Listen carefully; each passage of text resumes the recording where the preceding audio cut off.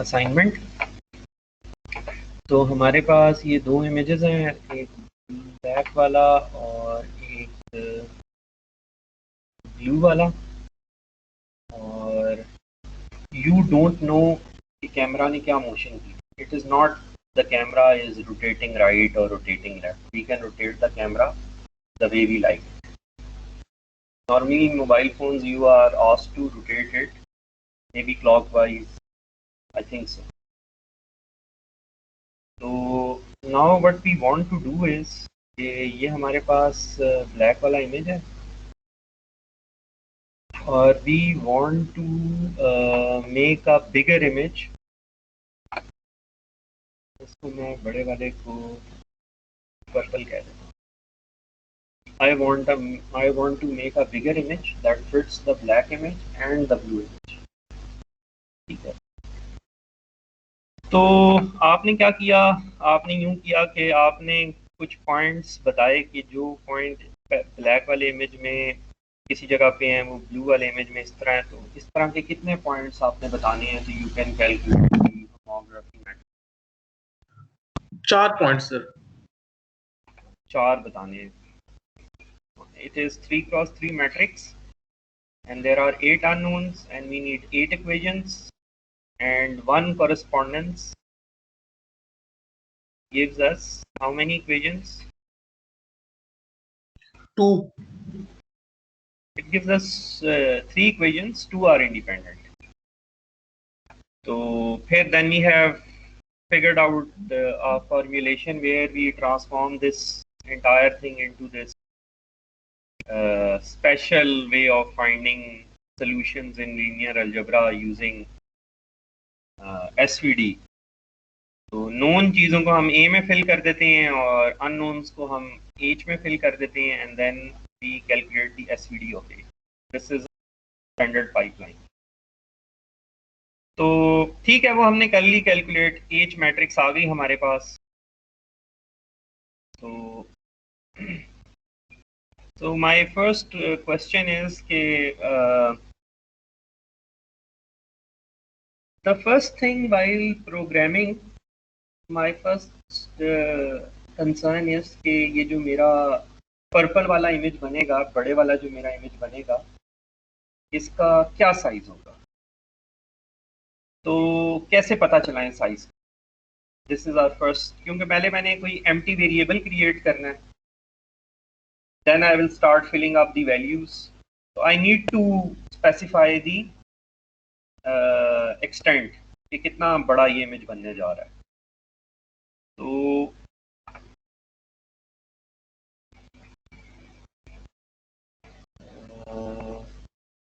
यहाँ पे हम एक पैनोरामा देख लेते हैं, मैंने पहले भी दिखाया था आप लोगों को। ये एक पैनोरामा है ना हमारे पास। तो इसमें हमारे पास कितने इमेजेस हैं, 1 2 3 4 एंड 5। 5 इमेजेस हमने कैप्चर किए थे और उनको हमने स्टिच करके एक बड़ा इमेज बना दिया। तो अब फर्स्ट करें, हमारे पास ये रेड वाला इमेज है और ये राइट वाला ब्लू वाला इमेज है। तो क्या कैसे पता चलाया जाए इस पर्पल वाले बड़े वाला जो एक्चुअल पैनोरामा बनेगा, इसका साइज कैसे पता चलाया जाए, ये आप मुझे बताओ। सर ये होमोग्राफी की मैट्रिक्स में सर हम अगर एंड पॉइंट्स पुट कर लें तो क्या पता हमें बाउंड्रीज पता चल जाए। अच्छा ठीक है, तो दी सजेशन इज कि ये जो आपने लेट से एच मैट्रिक्स, ये यहाँ से यहाँ जो ट्रांसफॉर्मेशन है ना वो एच है, और अगर उसी 3x3 मैट्रिक्स का मैं इन्वर्स कैलकुलेट कर लूँ तो वो ट्रांसफॉर्मेशन यहाँ से यहाँ। तो एक ऑप्शन ये हो सकती है कि एक ऑप्शन आपके पास ये है कि आप ये वाला पिक्सल लें, इसके क्या कोऑर्डिनेट्स हैं, ये जो ये पहले वाला पिक्सल लिया आपने,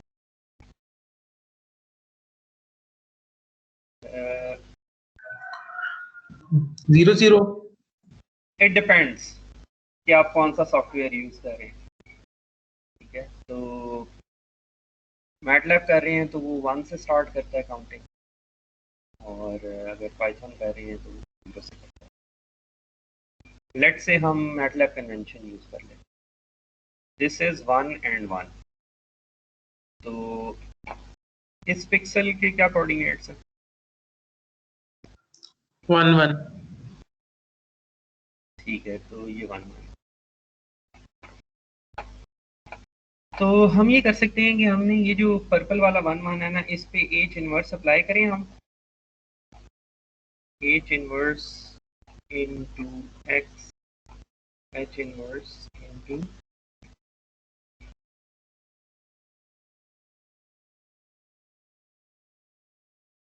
x dash, let's say this is, हम ब्लू वाले इमेज के पिक्सल्स को एक्स डैश कह रहे हैं, तो हमारे पास एक्स आ जाएगा। ये होगा 3x1 vector, it will be represented in homogeneous representation. इससे फिर हमने रोज और कॉलम्स निकालनी है, तो हम कैसे निकालेंगे? कैसे निकलता है होमोजीनियस से कार्टेशियन या नॉर्मल रिप्रेजेंटेशन?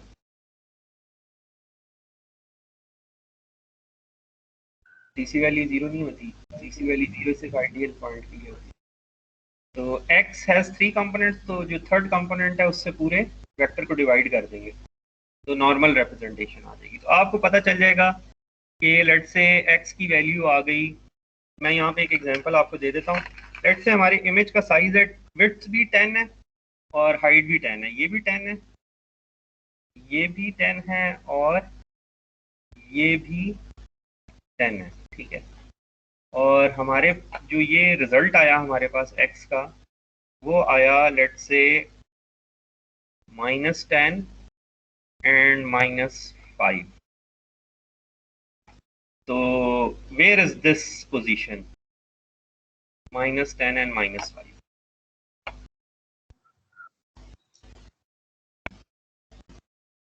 सर उसके जो 1 1 पॉइंट है, जो ब्लू वाली इमेज है, उसके रिस्पेक्ट से सर -10 और -5। नहीं, ब्लू वाले से तो हमने एच इनवर्स अप्लाई करके ब्लैक वाले में आ गए हैं ना। अब ये पॉइंट जो होगा it is with reference to the black image, because now, yes sir. तो ब्लैक वाले के रेफरेंस से आप मुझे बताएं, ये मैंने नीचे ब्लैक वाला बनाया हुआ है ना, ये वो पॉइंट है आपका, इसका ये इसका 1 1 है लेट्स से ब्लैक वाले। ये -10 और -5 किधर है?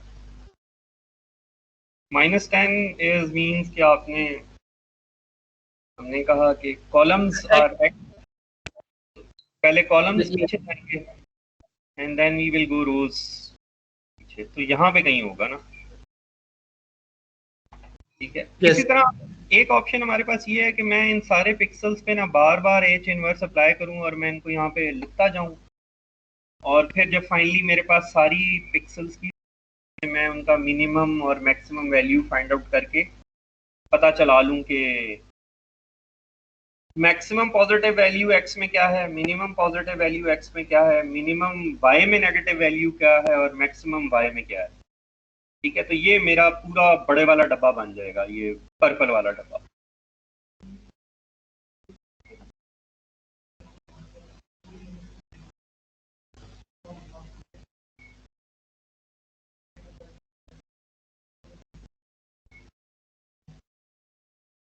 Okay, so there is a question in the class that since we have calculated the coordinates of the first pixel, this is enough, we do not need to do any further processing.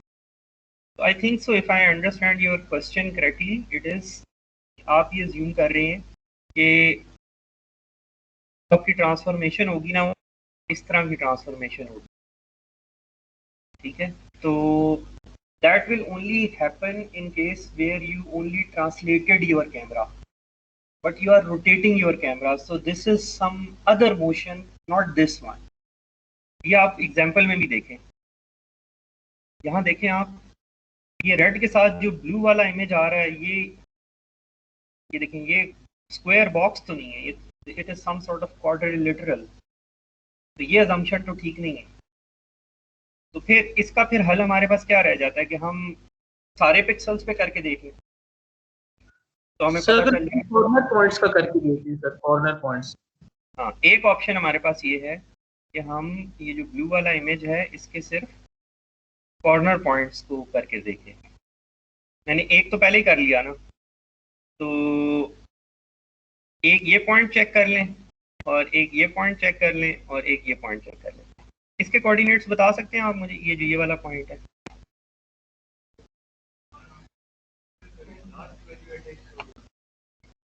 तो 10 columns थी हमारे पास और पहली वाली row है, ठीक है। तो ये 10 और 1, तो why do we need only these 4 points, this is, इन 4 से हमारा क्यों काम हो जाएगा, व्हाई? सर क्योंकि सर ये एक्सट्रीम पॉइंट्स है ना सर, ये इनकी मैक्सिमम प्रोपिगेशन बताएंगे कि इस इमेज की मैक्सिमम बाउंड्री कहाँ पे है। Yeah, this is one intuition. This is one intuition, but sir projection जैसे मर्जी चेंज हो, जब हम एच इनवर्स लगाएंगे जो मर्जी प्रोजेक्शन हो, सारे पॉइंट्स इसी बाउंड्री के अंदर रहेंगे, इन 4 पॉइंट्स में।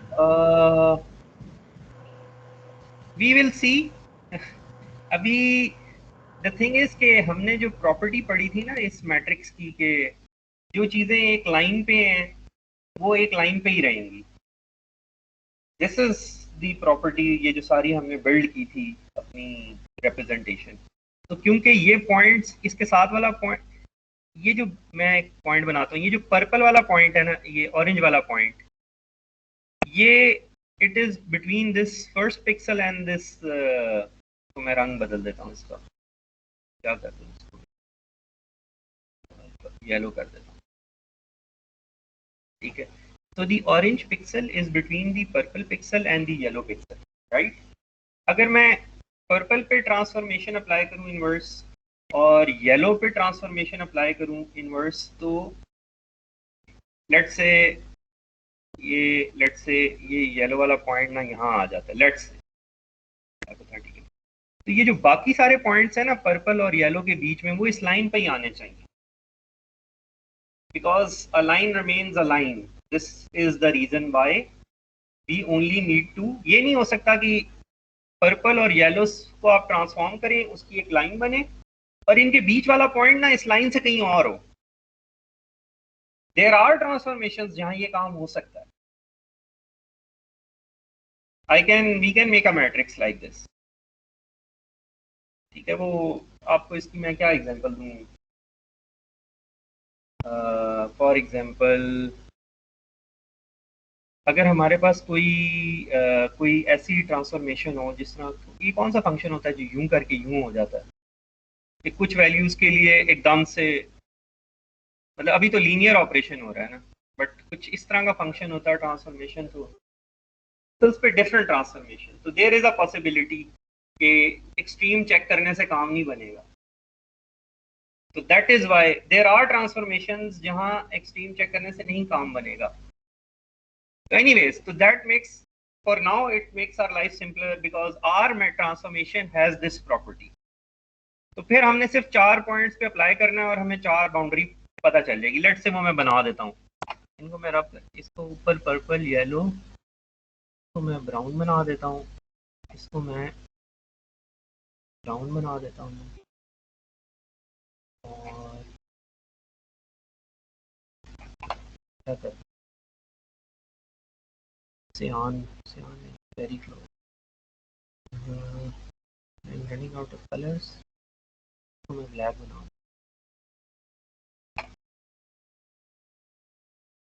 ठीक है। तो अब मैंने इस पे ट्रांसफॉर्मेशन अप्लाई की तो पर्पल आ गया मेरा, इसका मैंने आपको बताया था -10 -5। तो जो मेरा येलो पॉइंट है उसके कोऑर्डिनेट्स क्या होंगे, उसके कोऑर्डिनेट्स लेट से कुछ भी है, I am not interested yellow वाले में, क्योंकि ये तो मेरे पास पहले से है ना, इसका तो मैंने कुछ करना नहीं है। तो मेरा जो पहले वाला इमेज है, ये वाला पार्ट ब्लू वाले इमेज का ऑलरेडी मेरे पास है, I don't need to copy anything from that, इसमें तो मैं इंटरेस्टेड ही नहीं हूँ। मैं देखना चाहता हूँ इस ब्लैक वाली बाउंड्री के बाहर वाले जो पिक्सल्स हैं ना, उनको मैंने पेस्ट करना है ताकि ये बड़ा हो जाए। तो फिर ये मैंने क्या ब्राउन बनाया था, अच्छा, तो ये मैंने ब्राउन पॉइंट बनाया है, इसके कोऑर्डिनेट्स मैं आपको बता देता हूँ, -15, ठीक करके बनाना पड़ेगा, ये मुझे बनानी पड़ेगी, मैं इधर बनाता हूँ,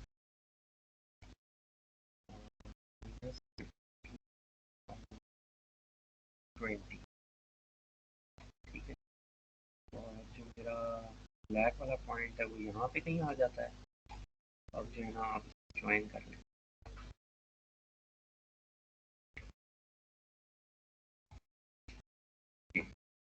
एक्चुअली जो अब आपका बड़े वाला डब्बा बन रहा है वो क्या बन रहा है, जो आपका बड़ा डब्बा बनेगा उसको मैं बना के दिखाता हूँ आपको। ये डब्बा बनेगा आपका बड़े वाला, ठीक है। इसमें कुछ पॉइंट्स कॉमन है दोनों इमेजेस में, वो होने थे, वरना कॉमन ना होते तो हम एज कैलकुलेट नहीं कर सकते। ये पार्ट था ना, इधर से हमें वो कॉरेस्पॉन्डेंसेस मिली थी कि इस इमेज में जो चीज़ है वो दूसरे में कहाँ पे है, और ये नए वाला हिस्सा है इसका, ये हमने भरना है आपको, ठीक है। तो उसके बाद जो है ना ये हमारे पास ये रेड वाला आ जाएगा, तो ये बाकी जो पोर्शन है ना वो हमारा ग्रे है जो आपको यहाँ नज़र आ रहा है। क्योंकि आमतौर पे जो हमारा इमेज होता है वो होता है रेक्टेंगल है, एक स्क्वायर मैट्रिक्स होती है, तो हमारे पास कोई special data structure non square images save करें, इस वजह से फिर हमें ये भरने पड़ते हैं ये जो बाकी पिक्सल्स हैं विद सम रैंडम वैल्यू। तो चलें ठीक है। अब सर एक क्वेश्चन, जी सर मैंने पूछना था सर, ये जो हम होमोग्राफी मैट्रिक्स से मल्टीप्लाई करते हैं, जो हमें न्यू कोऑर्डिनेट्स आते हैं सर, ये मतलब कि वो मैट्रिक्स इतना सर मतलब कि कॉम्प्लेक्स टाइप होता है, तो लाजमी तो नहीं है ना कि हर बारी हमें इंटीजर कोऑर्डिनेट्स लेने, तो फिर अगर हमें पॉइंट्स में आंसर आ जाए, मतलब एक्स न्यू और वाई न्यू पॉइंट्स में आ जाए, तो फिर उसको कैसे कैटर करते हैं सर, या आती नहीं है? ओके, तो द क्वेश्चन इज कि मैं यहाँ पे जो है ना इंटीजर्स लिख रहा हूँ, तो the question I think if I understood correctly वो ये है कि 15.25 भी तो हो सकता है ना आंसर, ट्रांसफॉर्मेशन आपने अप्लाई की है तो ये हो सकता है। अगर ये होगा we will round off, that is sir तो इनडायरेक्टली मतलब ये एरर होगा थोड़ा बहुत? नहीं, वो ये है कि उसमें ये होगा कि अगर लेट से 15.01 आपकी वैल्यू आ रही है, this means the 15th pixel, अगर 15.65 आ रही होती तो this means the 16th pixel. सही, ठीक है, अच्छा चलें, अभी हमारा जो है ना मसला हल नहीं हुआ, we are thinking it from a programming perspective. तो चले, आपने ये 4 वैल्यूज पे अप्लाई किया, तो आपने मिनिमम एक्स, अभी मुझे बताएं मिनिमम एक्स और मैक्सिमम एक्स क्या है, और मिनिमम वाई और मैक्सिमम वाई क्या है। मुझे जो रेड वाला डब्बा है ना उसका साइज बताएं आप। मिनिमम एक्स जो हो गया वो हो गया -15, और मैक्सिमम एक्स क्या है, एक्स 10 है ना, ये जो ब्लैक जहाँ खत्म हो रहा है। ओरिजिन इनका क्या है, ये है 1 1, तो मैक्स एक्स हो गया 10, और मिनिमम वाई क्या है, ये इस पॉइंट का होगा ना, तो -5 है, और मैक्स वाई क्या है, ये इस पॉइंट का हो गया 20। तो रेड वाले डब्बे का क्या साइज बना फिर फाइनली,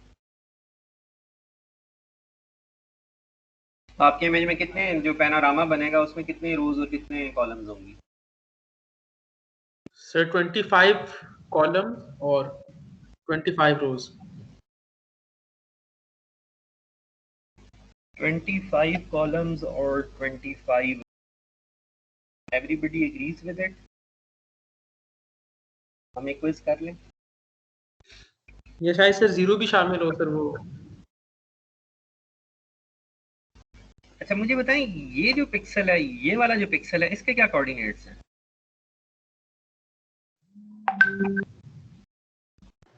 0 और 1। एक ऑप्शन है 0 और 1, लेकिन जब गिनती कर रहे होते हैं तो 1 के से पहले क्या होता है कॉन्टिन्यूस रेंज में? 0 होता है।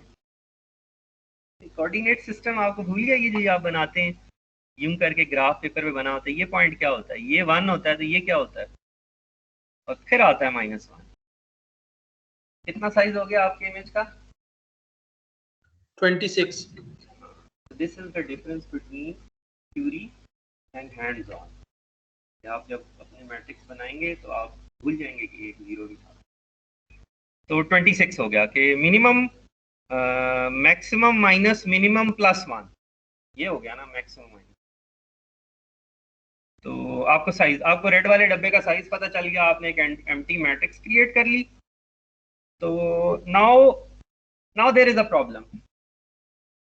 इस बड़े वाले लाल डब्बे में पहले आपने ब्लैक वाला डब्बा पेस्ट करना है और फिर जो है ना वो ब्लू वाले डब्बे से कुछ ला के पेस्ट करना है।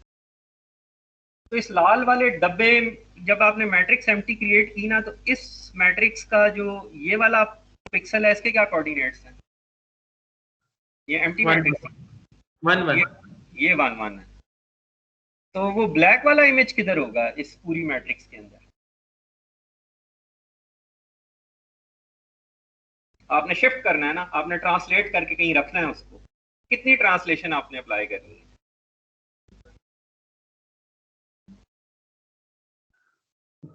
सर जितना सर वो इसकी दूसरी इमेज के साथ इसका जितना सर ट्रांसलेशन भी सर, मतलब कि वो जो ये नंबर क्या है और ये नंबर क्या है? सर ये वही मिनिमम x और मिनिमम y। +1। Yes sir. तो एक वो जो मिस हो रहा है ना बार बार, ठीक है। तो आप पहुंचेंगे, फिर ये 0 वाली रो आएगी और फिर एंटर होंगे, फिर वो -15 रोज होंगी, फिर 0th कॉलम होगी और फिर आप एंटर होंगे। तो क्या फार्मूला बनता है हमारा? जो सिंपल ट्रांसलेशन अप्लाई करनी है हमने ब्लैक इमेज के ऊपर, minimum of x,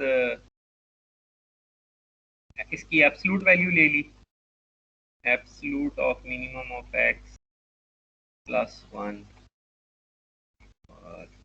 if minimum of x was negative. अगर मेरा इमेज यूं बन रहा होता ना, दूसरे वाला, फिर सिचुएशन चेंज थी। अब 0 नहीं है बीच में, अब स्ट्रेट काउंटिंग चल रही है।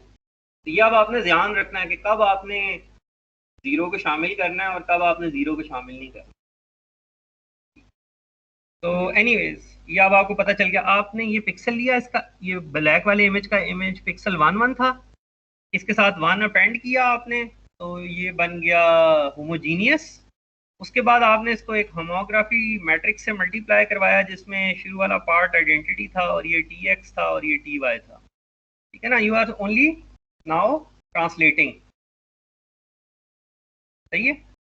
तो आपके पास नई वैल्यू पिक्सल, आपके पास रेड वाले डब्बे के कोऑर्डिनेट्स आ गए कि ये वैल्यू रेड वाले डब्बे में मैंने किधर पेस्ट करनी है जाके, ठीक है।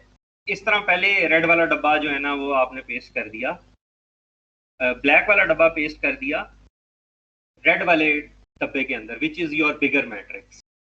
Now you need to copy the information which is novel in the blue image into this red box.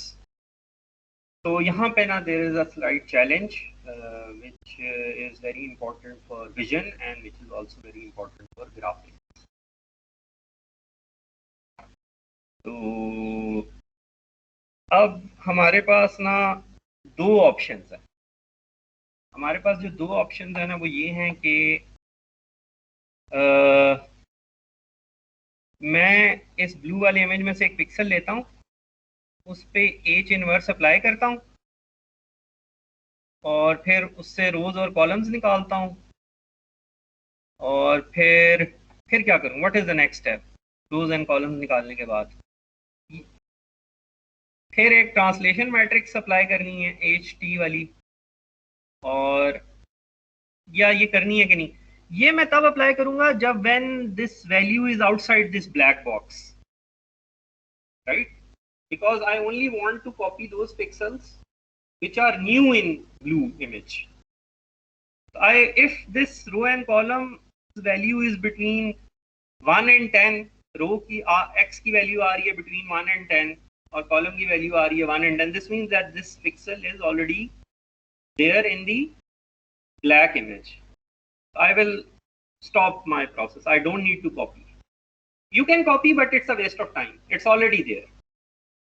अच्छा, उसके बाद आपने ये रोज कॉलम निकाल ली, उसके बाद आपने देखा कि नहीं, अब it is outside this black box, it is somewhere over here, then you will go for the next जो मैट्रिक्स आपने बनाई हुई है, ये वाली।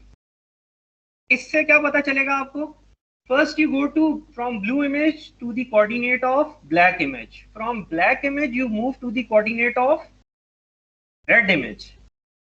ठीक है, तो आपको जगह पता चल जाएगी। आप यहाँ से जो भी कलर की वैल्यू है ना, फर्ज इसकी जो भी कलर की वैल्यू है इस चीज की, वो उठा के ना उस पिक्सल पे पेस्ट कर देंगे। If it is a grey scale image ये काम एक दफा करना पड़ेगा, आरजीबी है तो तीनों चैनल्स में ये काम करना पड़ेगा। तो आपने पेस्ट कर दिया, ठीक है, तो बारी बारी हर पिक्सल को उठाया, ये वाला कंडीशंस चेक की और पेस्ट कर दिया। तो this now your red matrix is filled with information from the black image and the blue image. Now imagine you have another image. तो आपने ये रेड वाला तो पहले फिल कर लिया है ना, अब नेक्स्ट इमेज आएगा उसके साथ ये प्रोसेस रिपीट होगा।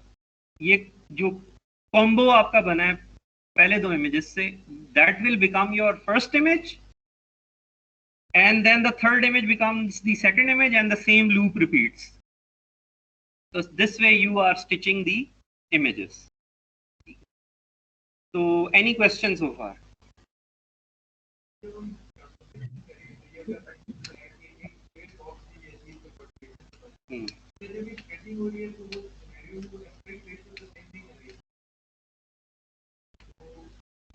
Okay. So there is a question in the class के जब हमने दो images को stitch किया है तो जो perspective है it is disturbed. यहाँ पे इस इमेज में आपको कोई perspective disturb नजर आ रहा है, कहाँ सीन खत्म हो रहा है और कहाँ शुरू हो रहा है? This is actually what you want. वो जो square और square stitch करने थे ना, that was your assumption कि ऐसा होना चाहिए था. Actually using projective geometry and homography, this is what will happen. Anything can happen, any quadrilateral can be formed. अगर चीज मेरे बहुत पास है तो this quadrilateral will have drastic size. तो आप इस तस्वीर में देख सकते हैं, आप बता सकते हैं कि कहाँ बाउंड, अगर ये मैं रेड और ब्लू लाइंस मिटा दूं तो आपको कोई नजर आ रहा है कि यहाँ पे स्टिचिंग हुई हुई है इमेज की? मुश्किल है बताना। So this is what actually happens. This is the actual aspect, that this is the actual perspective, that if you had a bigger field of view camera और वो बड़ी तस्वीर खींचता तो इस तरह की खींचनी थी। तो अब भी हमारा जो है ना मसला खत्म नहीं हुआ। There are few challenges. मैं दोबारा से बनाने की कोशिश करता हूँ। ये जो इमेज को मैंने ट्रांसफॉर्म किया ना, मैंने इसको ग्रीन लाइन से रिप्रेजेंट कर दिया, और अब जो चीजें ब्लू में है ना इस ग्रीन में फिल होनी है यहाँ पे। और ग्रीन में अगर पिक्सेल्स की तादाद ज्यादा है, क्या ये हो सकता है? Can green have more pixels than the blue actual image? Can it have more pixels?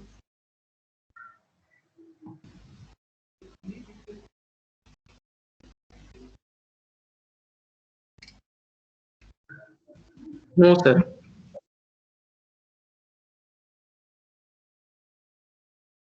तो आपको जवाब ना इधर से देख के बता देना चाहिए था। ये दोनों स्क्वायर इमेज थे ना, एक ही कैमरे ने ये तस्वीरें खींची। ये जो दूसरा इमेज जब स्टिच किया है तो डब्बा देखें उसका क्या बन रहा है, बड़ा बन रहा है ना। तो इट डिपेंड्स, विजन में चीज छोटी भी हो, अगर तो वो आप चीज के आपने रोटेट करके चीज के पास हो गए, अब आप उसको सामने से देख रहे हैं तो उसके ज्यादा पिक्सल्स नजर आएंगे। फर्ज करें मैंने पहली तस्वीर खींची, आई वाज इमेजिन दिस, मैंने पहली तस्वीर खींची, मैं क्लास के सामने खड़ा था और मेरे बिल्कुल लेफ्ट पे ना एक दीवार थी, मैं बिल्कुल दीवार के साथ खड़ा हूँ लेफ्ट पे और देख सामने रहा हूँ। तो जब मैंने सामने वाली ये तस्वीर खींची है ना, तो लेफ्ट में जो चीजें हैं ना मुझे छोटी छोटी नजर आ रही हैं, दीवार पे कुछ लिखा हुआ है या बटन्स हैं। अब जैसे मैं लेफ्ट रोटेट करता हूँ तो वो बटन्स मुझे ज्यादा बड़े नजर आते हैं। Isn't it the case?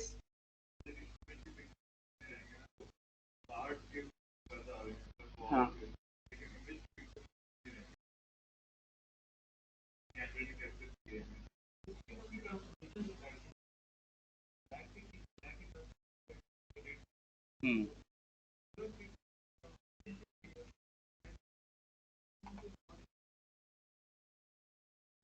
Sir vision में ये चीज होती है कि चीज छोटी हो सकती है, चीज बड़ी हो, तो वो सर इफेक्ट लेकिन कैसे आप फिल्टर करेंगे? एक इमेज में चीज बड़ी नजर आ रही है, एक में छोटी नजर आ रही है, उन दो इमेजेस को स्टिच करना है, कैसे करेंगे?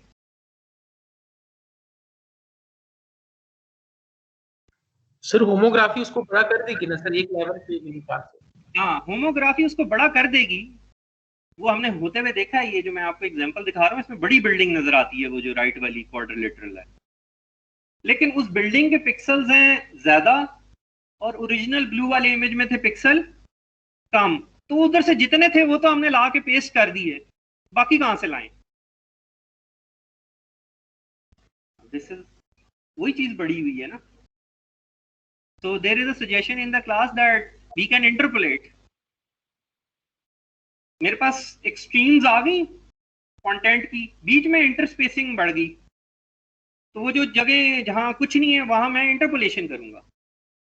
ठीक है, ये देखें ना, ये यहाँ पे आपके पास ये रेड वाला जो इमेज है, व्हेन यू विल, तो आप उस यहाँ पे जो चीज थी, फर्ज करें यहाँ एक चीज पड़ी हुई थी, जब आपने ये फ्रंट वाला इमेज खींचा तो उसके कोने में नजर आ, अब बिल्कुल घुमाकर आप उसकी तरफ देख रहे हैं, एक इमेज में वो चीज कुछ और साइज की नजर आएगी, दूसरे में कुछ और की नजर आएगी, तो पिक्सल्स तो डिफरेंट होंगे ही होंगे। तो इस वजह से ये एग्जांपल थी ना, ये जो आपको मैं तस्वीर दिखा रहा था बार बार, ये that is the reason I want you to make this panorama, this experiment, this assignment has lot of things that kill the assumption, this kind of reasoning. This is very important assignment beyond panorama. I don't want you to build a panorama. I want you to understand कि images कैसे, what are their properties. तो ये pixel बढ़ गए। अच्छा, अब ये हो सकता है कि यहां से पिक्सल लिया तो वो यहां आ गया। मैं एक और बनाता हूं, यहां से पिक्सल लिया फर्ज करें, और वो फर्ज करें यहां आ गया, लेट से बीच में जगह खाली होगी, इस पिक्सल को कैसे भरेंगे? you can do any interpolation method that you studied. Averaging कर दें, बाइलिनियर इंटरपोलेशन, ये सारी चीजें आपने पढ़ी नहीं है, you can apply any formula. ठीक है, तो it is another processing step. somebody was clever, उसने कहा कि मुझे क्या जरूरत पड़ी है मैं इंटरपोलेशन करता रहूं और जो है ना नॉइज ऐड होती रहे। वो कहता है कि इंस्टेड ऑफ डूइंग द, कि मैं ब्लू से पहले ब्लैक में आऊं और ब्लैक से फिर रेड में आऊं, जब मुझे पता चल गया कि ये ग्रीन वाली चीजें हैं जो कि मुझे नई मिलेंगी, तो मैं ग्रीन वाले पिक्सल पे एच अप्लाई करके सीधा ब्लू में चला जाता हूं। तो यहां पे तो मैं, अगर इधर इंटरपोलेशन करने की जरूरत पड़ रही है तो दूसरे इमेज में क्या होगा, ये दूसरी ट्रांसफॉर्मेशन में क्या होगा, ये कैसे पॉसिबल है? यहां पे क्या होगा, यहां पे ये बहुत सारे पिक्सल एक ही पिक्सल पे मैप हो रहे होंगे, ये होगा ना। This is what is happening. ये जो आपके क्वेश्चन आया था कि वो 15.3 आ जाएगा तो क्या होगा, इस पिक्सल के लिए 15.1 आएगा, इसके साथ वाले के लिए 15.12 आ जाए शायद, उसको जब आप राउंड कर ऑफ करेंगे ना तो उधर आपको वही पिक्सल मिलेगा। तो इसको बोलते हैं, इस टेक्निक को, एक को बोलते हैं फॉरवर्ड वॉर्पिंग और एक को बोलते हैं इनवर्स वॉर्पिंग, कि जो चीज आपने भरनी है ना आप उधर से शुरू करें, और आपको पता है कि ये ग्रीन वाले डब्बे में जो कुछ है ना इस ब्लू वाले डब्बे में होगा, तो you don't need to go through this extra exercise of interpolation. तो this is a very famous, ये आप लफ्ज सुनेंगे, फॉरवर्ड वॉर्पिंग और इनवर्स वॉर्पिंग, ये मैंने दिया हुआ है कि जिस जगह को भरना है उसको दो तरीके से भर सकते हैं, ये जो दो प्रोसेस हमने किए। तो वो जो फाइनली हमने मैट्रिक्स बनानी होती है ना, we do the opposite, transformation आ गई है तो हम जिसको भरना है उधर से शुरू करते हैं, ना कि हम उधर से शुरू करें जो हमारे पास है। ठीक है, तो ये जो कुछ स्लाइड्स हैं ना वो आपको यही दिखाएंगी कि एक से दूसरे में चले जाएं। इसमें यहाँ से यहाँ जा रहा है और इसमें ये इन्वर्स ऑपरेशन अप्लाई करेगा, फॉरवर्ड और ये फॉरवर्ड वार्पिंग और इन्वर्स वार्पिंग। तो ये सिर्फ लफ्ज हैं, ये एक में हमारी जिंदगी थोड़ी आसान हो जाती है। तो this is just an example of interpolation कि अगर आपने ट्रांसफॉर्म किया ग्रीन वाले डब्बे से ब्लू वाले डब्बे तक पहुंच और वैल्यूज आ रही हैं 15.1 और 16.2, तो कौन सा पिक्सल है जिसकी वैल्यू कॉपी की जाए? किसी एक पिक्सल की वैल्यू कॉपी की जाए। तो ये फॉर्मूला उन्होंने दिया हुआ। फर्ज करें आप कहीं नॉन इंटीजर वैल्यूज पे आके ना रुक गए हैं इधर, ठीक है, तो ना ये वाली कॉलम है, ना ये वाली कॉलम है, ना ये वाली रो है और ना ये वाली रो है, somewhere in between you are. तो उसका फॉर्मूला ये है कि ये वाला फॉर्मूला अप्लाई करेंगे ना। इमेजिन करें ए और बी जीरो, इमेजिन करें ए और बी जीरो। इस फॉर्मूले की जो लेफ्ट पे आपको फॉर्मूला नजर आ रहा है इसमें कौन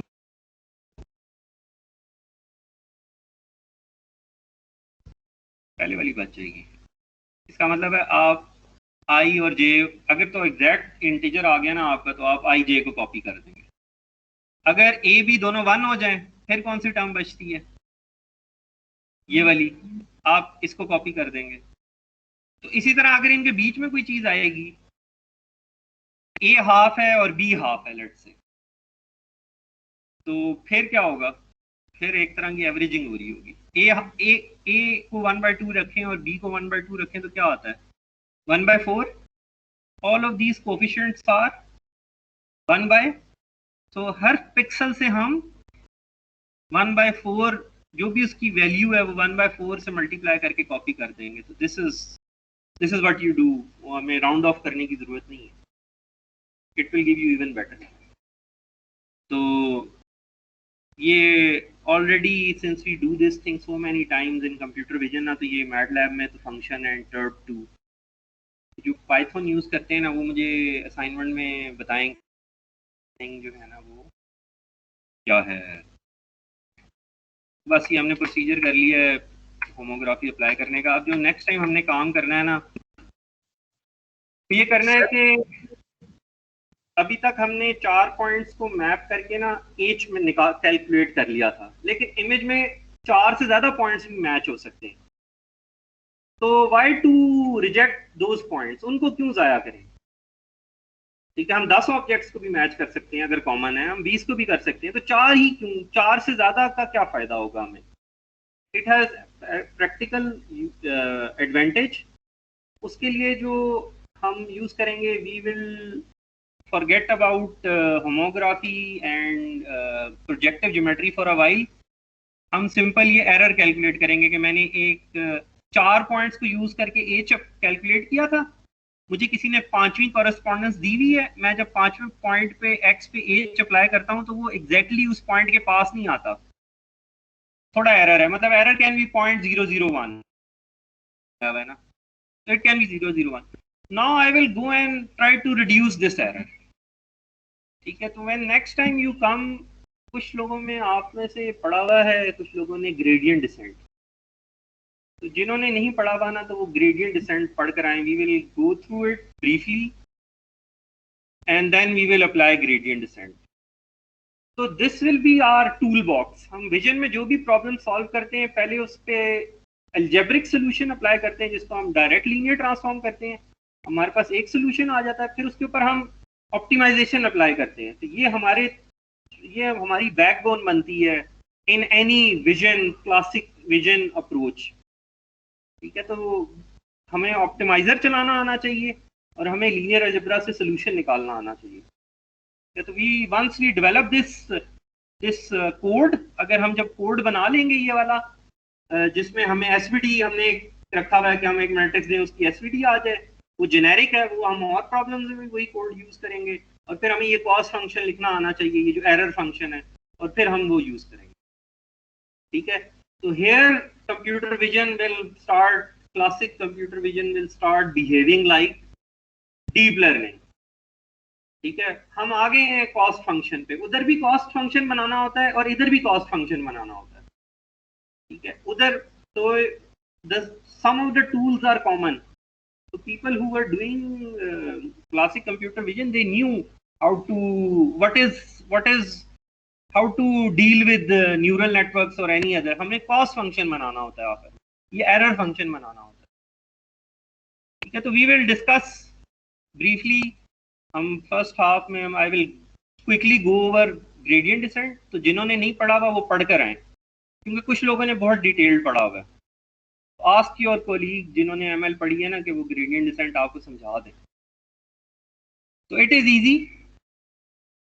तो हाँ, you can, one suggestion in the classes के वो 100 रुपये लेकर ना आप उसे ग्रेडियंट डिसेंट सिखा दें।